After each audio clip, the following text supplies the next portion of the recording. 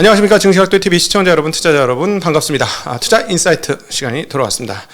저희 증시학도TV에 오셔서 인도가 지금 어떻게 돌아가고 있는지 인사이트를 항상 제공해 주셨던 CMK 투자자문의 김민수 대표님 나오셨습니다. 대표님 어서 오십시오. 안녕하세요. 반갑습니다. 네, 안녕하세요. 반갑습니다. 예, 사실은 한국 사람들 입장에서 인도가 뭐 이렇게 막 뭔가가 돌아가는 것 같긴 한데 참 먼 나라예요. 거리상으로도 꽤나 멀고, 그리고 또 접근성도 상당히 떨어지고, 여행 갔다 온 사람들도 굉장히 용기를 내서 간 사람들 외에는 많지 않고, 그러다 보니까 인도가 참 먼 나라라서 어떻게 돌아가는지 잘 모르는데, 사실 그 동안에 전 세계 경제적인 측면에서 봤을 때 전 세계에서 가장 들끓는 뜨겁게 타올랐던 지역을 하나 꼽아보라면 인도가 아니었나 싶은데요. 맞습니다. 네.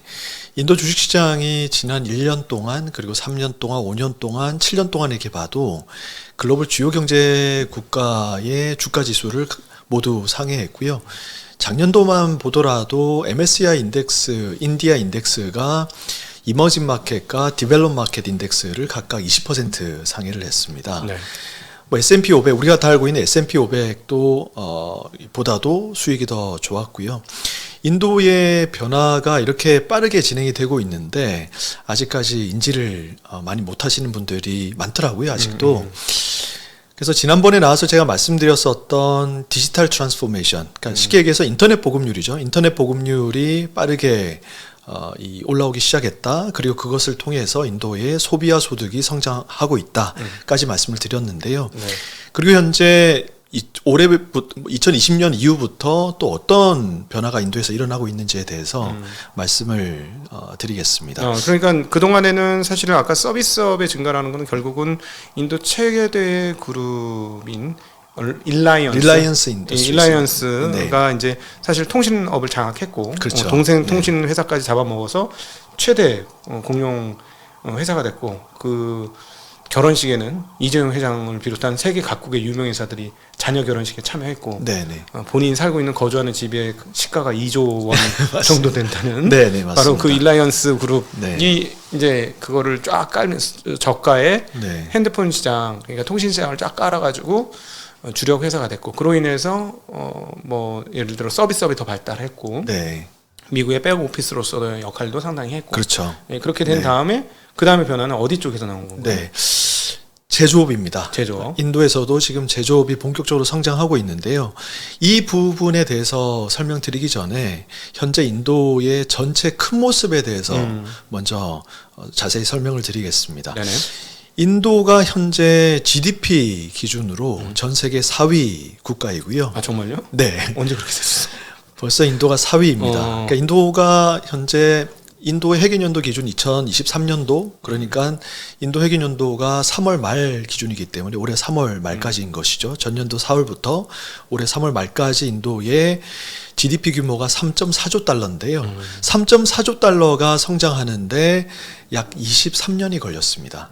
그런데 같은 규모의 GDP가 성장하는데 시장은 약 6에서 7년 정도면 가능하다. 이제 성장의 속도가 달라진 것이죠. 앞으로 3.4조가 더 늘어나는 데는 6, 7년이면 가능하다? 네, 약 3조 달러가 성장하는데 6, 7년이면 가능하다라고 이제 시장이 전망하고 있고요. 그렇게 되면은 2027년도가 되면은 인도가 미국, 중국, 인도 순의 경제 순위를 가지게 되는 것입니다. 네.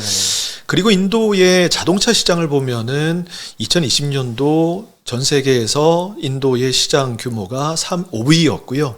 2021년도에는 4위, 2022년도에는 3위 꾸준히 올라왔고요. 아이폰 같은 경우도 애플이 인도에서 2018년도 불과 4년 전만 해도 인도에서 아이폰 생산량이 50만 대가 되질 않았어요. 근데 올해는 2023년도에는 아이폰 생산량이 1200만 대까지 올라올 거고요. 2025년도가 되면은 전 세계 아이폰 생산량의 25%가 인도.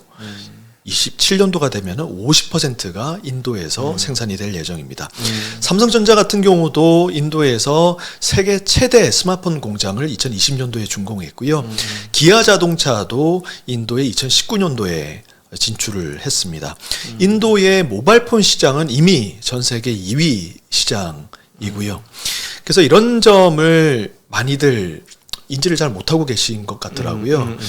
인도가 IT 서비스 시장에서 뭐 전 세계에서 이제 차지하는 가장 높은 비중을 차지한다는 것 그 이외에는 이렇게 제조업도 그리고 경제도 꾸준히 성장하고 있다는 점을 좀 말씀을 드리고 싶었고요.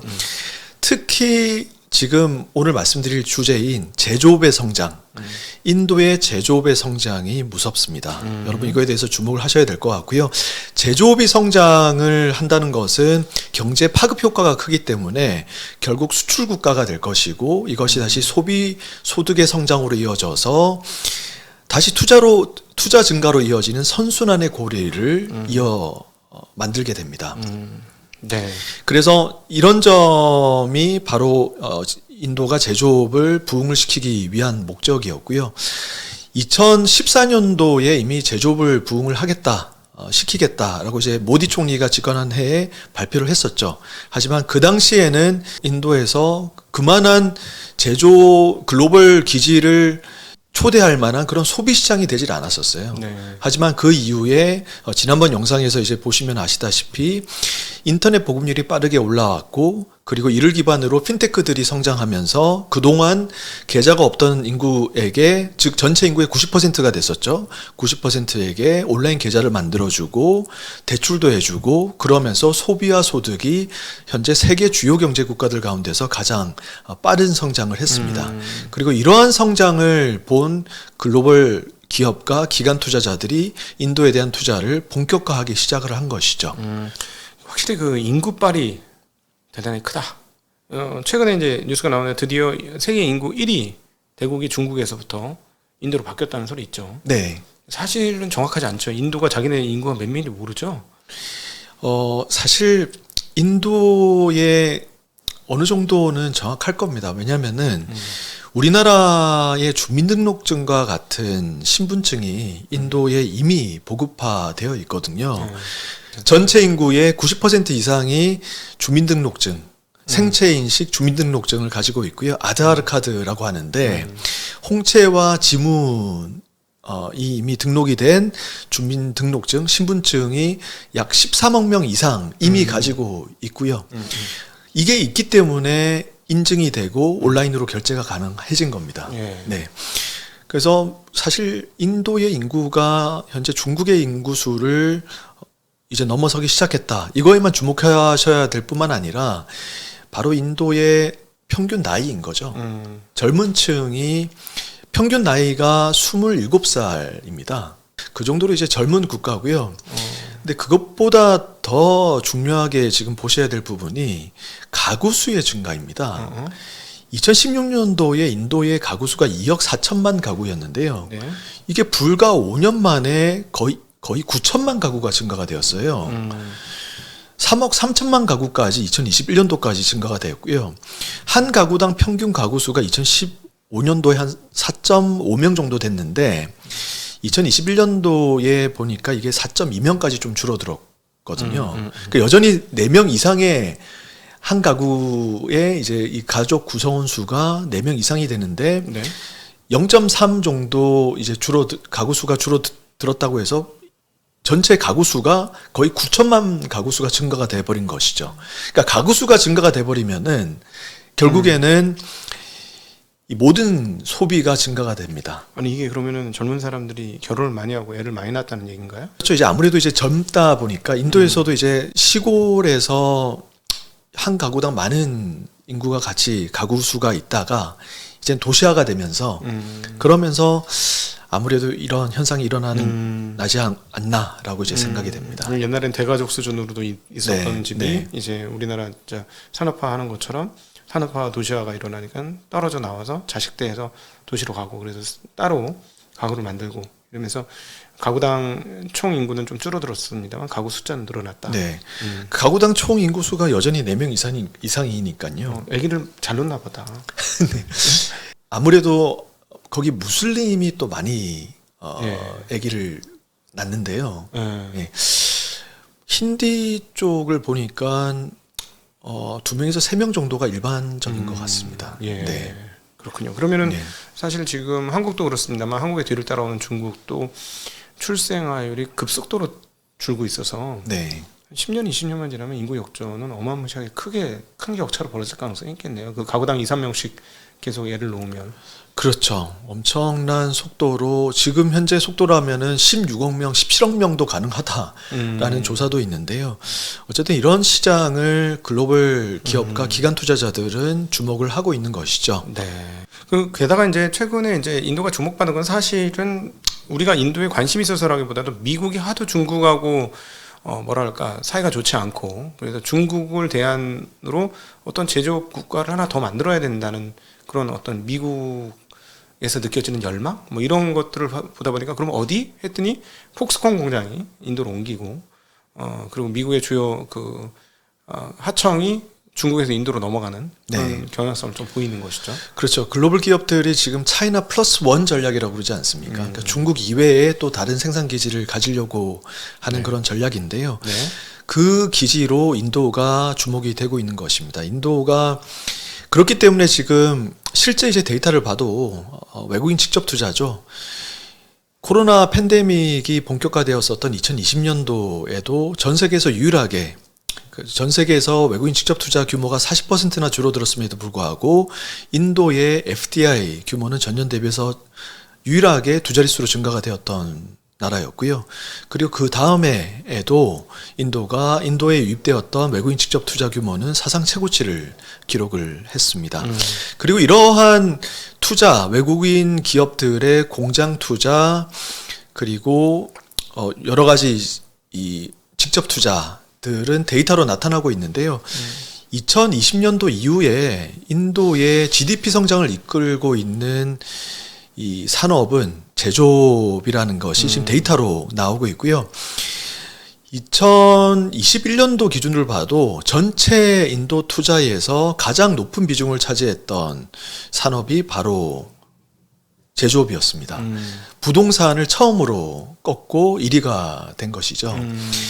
그리고 이제 우리가 GDP를 구성하는 것이 민간 소비, 민간 투자, 정부 투자, 순수출이지 않습니까? 네. 근데 인도에서 지금 2020년 이후에 인도의 GDP 성장을 이끌고 있는 것이 투자입니다. 투자의 증가율이 민간 투자, 정부 투자를 합산입니다. 합산 투자의 증가율이 인도의 GDP 성장을 앞서고 있고요. 즉 GDP 성장을 이끌고 있다는 것이죠. 지금 2021년도만 봐도 인도의 민간 투자 플러스 정부 투자의 규모가 약 49조 루피, 약 780조 원 정도 됐는데 여기서 지금 정부 투자가 한 23% 수준이었습니다. 그렇다고 해서 지금 인도의 정부 투자가 증가되지 않고 있는 건 아닙니다. 인도의 정부 투자도 지난 5년 동안 연평균 27%씩 성장을 했고요. 올해 같은 경우도 인도는 매년 초에 2월 달에 유니언 버젯이라고 이 재정을 어떤 식으로 쓸 것인지에 대해서 퍼블릭하게 발표를 하는데 이 발표에서 올해의 인도의 고정자산 투자가 전년 대비해서 37%나 증가될 것이다라고 얘기를 했거든요. 그럼에도 불구하고 인도의 민간 투자, 신규 투자의 규모가 2020년 4분기부터 현재 분기까지 연속적으로 압도적으로 정부 고정자산 투자를 앞서고 있습니다. 그러니까 인도에서 한 번도 있었던 적이 없었던 트렌드예요. 그래서 인도에서 그동안 보지 못했던 그런 이 투자 트렌드, 즉 민간 투자의 규모가 정부 고정자산 투자의 규모를 큰 폭으로 앞서고 있다. 그것도 이제 일회성이 아니라 연속적으로 앞서고 있다는 점은 우리가 주목해 봐야 될 것입니다. 이 민간 자본 중에 그러면 상당 부분이 그 중국 탈출하는 자금이 되겠죠. 그렇죠. 그리고 이제 인도에서 소비와 소득이 성장하다 보니까 기업들이 또 성장을 하잖아요. 네. 인도에 있는 기업들이 자체적으로 또 투자를 하는 것이죠. 이런 걸 또 궁금해 하시더라고요. 다른 방송에 출연해 보니까 그러면은 정부가 이런 식으로 투자를 하는데 연평균 27%, 37%씩 투자를 하고 있는데 과연 정부가 돈이 있느냐 이렇게 얘기를 하시는데요. 지금 인도의 경제가 빠르게 성장을 하고 있고 그러다 보니까 이제 세수가 많이 거치고 있습니다. 그러다 보니까 인도 정부의 고정자산 투자가 연평균 30%에서 40% 가량 증가가 되고 있음에도 불구하고 GDP 대비 재정 적자의 규모는 꾸준히 떨어지고 있고요. 그러니까 올해 같은 경우는 한 5.9%, GDP 대비해서 5.9%, 우리나라가 2% 조금 넘는 걸로 알고 있어요. 그래서 물론 이제 인도가 낮은 건 아니지만은 인도의 정부 투자가 엄청난 수준으로 늘어나고 있음에도 불구하고 이 수치가 떨어지고 있다는 점을 주목할 필요가 있습니다. 그리고 좀 전에 말씀드렸다시피 민간 신규 고정자산 투자는 정부 투자를 또 이보다 더 큰 폭으로 증가가 되고 있고요. 그래서 그러면은 인도에서 이 투자되고 있는 섹터가 어디인지 살펴보니까 첫 번째가 바로 인프라였습니다. 인프라였는데 우리가 인프라 하면은 또 이 대표적인 기업이 있죠. L&T, 라센앤터브로라고 인도의 최대 민간 건설 엔지니어링 기업이고요. 사실 국내 개인 투자자들도 이 L&T 기업을 DR을 사실 수가 있습니다. 상장 예탁증서, 그러니까 주식과 마찬가지인 이 예탁증서 DR을 우리나라 증권사를 통해서 영국에 상장되어 있으니까요. 직접 거래를 하실 수가 있고요. 이 인프라에서 가장 지난 3년 동안 투자와 이 캐펙스가 많이 성장이 되었고, 두 번째가 바로 임의소비재에서 투자가 많이 일어났고요. 바로 자동차, 전기전자, 가전제품에 대한 산업들입니다. 바로 이제 중국의 2000년대 모습과 좀 유사한 모습인데요. 이 당시 저도 이제 애널리스트를 하면서 한국과 중국 기업들에 대한 분석, 산업 분석도 같이 하고 실제 이 중국에 있는 철강사라든지 방문을 많이 했었는데요. 이 당시만 해도 인프라 투자와 또 임의 소비재, 뭐 가전제품이라든지 자동차에 대한 소비가 폭발적으로 일어났었고요. 이 모습이 현재 인도에서도 일어나고 있는 것입니다. 인도의 아무래도 이제 자동차라든지 가전제품의 보급률이 100%가 되지 않다 보니까 이러한 산업에 대한 소비가 일어나고 있고, 그러다 보니까 이 산업에 대한 투자도 지금 본격적으로 일어나고 있는 것입니다. 그 세 번째가 바로 이제 기계, 엔지니어링 과 같은 이제 산업입니다. 그래서 기계 장치와 같은 투자가 일어나고 있다는 것이 바로 제조업의 성장인 것이죠. 그 다음이 화학, 그리고 시멘트와 같은 산업입니다. 그래서 이러한 이 투자가 일어나고 있는 산업을 종합해 보면은 결국에는 건설, 엔지니어링, 제조업, 그리고 임의 소비재, 자동차, 뭐 전기전자 다 제조업에 들어가는 것이죠. 네. 이런 산업들이 지금 항상 한창 투자가 본격적으로 일어나고 있는 것입니다. 근데 우리가 여기서 한번 점검을 해봐야 될 게, 사실 이게 인도의 자체 체력으로 가는 거냐, 미국의 대세계 전략, 즉 중국 배제 전략이 인도에 먹히면서 운 좋게 가고 있는 거냐라는 거에 대한 점검이 좀 필요해 보이는데, 인도하고 미국하고의 관계를 어떻게 설정해야 될지가 상당히 중요한 것 같아요. 이게 그냥 단기적으로 끝날 건지 아니면 앞으로도 계속적으로 이루어질지에 대해서. 네. 그 사실 그 인도에 대해서 지금 글로벌 투자자들이 관심이 있는 이유 중에 하나가 바로 그 이유입니다. 바로 뉴 콜드 워의 수혜 국가라고 얘기를 하죠. 중국과 미국의 사이가 지금 벌어지면서 또 차이나 플러스 원이라는 새로운 전략이 지금 생기고 있는 것이고요. 사실 인도의 포지션이 지금 양 측면에서 다 수혜를 받을 수 있는 그런 포지션이라고 보입니다. 실질적으로 인도가 우크라이나 러시아 전쟁 이후에 러시아로부터 원유를 싸게 저렴하게 가지고 오고 있고요. 그리고 이러한 부분에 대해서 별로 마음에 들지 않았었던 미국이 사실 이 인도의 외무부 장관, 아주 유명한 외무부 장관이 있거든요. 자이샹카르라고. 유튜브에 조회수가 100만 뷰가 이상이 있길래 제가 아주 궁금해서 한번 봤더니 UN 총회에서 발표를 하고 나와서 미국 기자하고 인터뷰를 하는데 아주 재밌었습니다. 어떤 인터뷰가 있었냐면요. 인도 외무부 장관 자이샹카르가 이렇게 얘기를 했습니다. 그러니까 미국 기자가 도대체 인도는 러시아로부터 그렇게 싸게 원유를 가져오면서 너희는 전쟁을 서포트하지 않고 있다라고 얘기를 하는데 도대체 인도는 누구 편이냐라고 물어봤더니 이 외무부 장관이 우리는 러시아 미국 편이 아니고 우리는 평화의 편이다. 그렇게 또 얘기를 했었고요. 그리고 그러면서 또 쏘아붙이더라고요.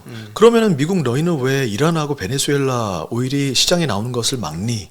그렇게 얘기를 하면서 그런 모습에 인도가 이제 경제가 성장하고 인구가 많으니까 패권 국가가 되고 있구나라고 느꼈고요. 그러면서 또 한마디 얘기를 했습니다. 우리는 미국의 위성 국가가 아니다. 그리고 얘기를 한 거예요. 그래서 그러면 도대체 미국의 위성 국가는 누구지? 뭐 우린가? 뭐 그렇게 이제 이 생각이 들 정도로, 그러니까 인도가 이제 패권 국가로 좀 자리를 잡아가고 있다라는 생각이 들었고요. 그럼에도 불구하고 미국이 인도와 멀어질 수가 없는 이유가, 만약에 미국이 인도와도 멀어지게 된다면은 러시아, 중국, 인도 이 지역과 아프가니스탄도 있죠. 이 지역과 완전히 등을 돌리게 되는 것입니다. 그렇기 때문에 실제 2022년도 안보 전략을 봐도 미국은 인도를 동맹 국가로 인지를 하고 있고요. 그렇게 실제 명시를 했습니다. 그리고 중국은 경쟁 국가, 그리고 러시아는 위협 국가라고 지금 인정을 하고 명시를 한 것이죠. 그래서 이와 같이 인도는 현재 뉴콜드워 상황에서도 큰 혜택을, 수혜를 받는 국가라고 할 수가 있습니다. 네.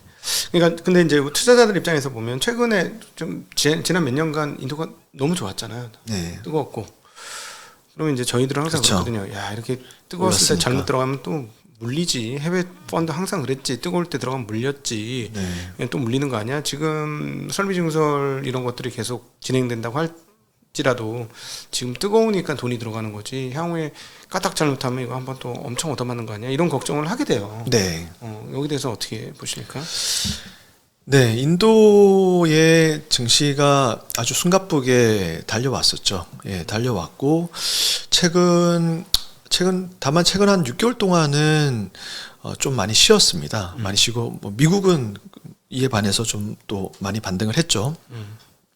그러면서 인도의 시총별로 이 주가가 올라오는 것을 한번 보면은, 이 그러니까 라지캡들의 이 움직임이 이 지수보다 오히려 좋았었고요. 네. 그러니까 미드 스몰 캡에서 돈이 많이 빠져나왔어요. 그러면서 이제 전체 지수가 조금 슬로우한 것인데, 이미 이제 현재 인도의 지수가 많이 쉬었고, 또 이제 중요한 것은 이익의 성장이잖아요. 그러니까 이익의 성장을 보면 MSCI 이머징 국가 EPS 성장률을 한번 살펴보면은 2023년도에 올해 성장 예상 블룸버그 컨센서스가 거의 로우 싱글 디짓이에요. 거의 성장하지 않는다라고 보는 거죠.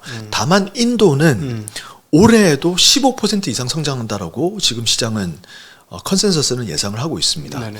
그러니까 올해 15%, 내년도에는 더 큰 성장을 캐펙스가 지금 또 예정이 되어 있으니까요. 그러니까 이런 점을 봤을 때 현재 주가가 꽤 많이 쉬었고, 그리고 이익 성장은 계속 그 수치가 유지가 되고 있고, 이런 점을 봤을 때 물론 단기적으로는 우리가 여러 가지 이제 글로벌 불확실성이 많기 때문에 확신을 할 수는 없겠지만은, 좀 중장기적으로 봤을 때는 특히 미드 스몰 캡에서 인도 미드 스몰 캡에서 좀 큰 업사이드 기회도 있을 수 있다라고 네. 보여집니다. 실제 이러한 이 섹터, 그러니까 인도의 미드 스몰 캡을 살 수 있는 ETF는 또 따로 미국에 또 상장이 되어 있고요. 그러니까 인도를 투자할 수 있는 방법이 많으세요. 그래서 우리나라에 상장되어 있는 ETF도 이미 3개가 있지만은 또 펀드도 있죠. 펀드도 있고 우리나라 이 코스피에 상장되어 있는 ETF도 3개가 있지만은 미국에 상장되어 있는 ETF도 13종류 정도가 돼요. 다 섹터별로, 마켓캡별로 다 또 골라서 이제 투자하실 수 있는 ETF가 있고요. 네.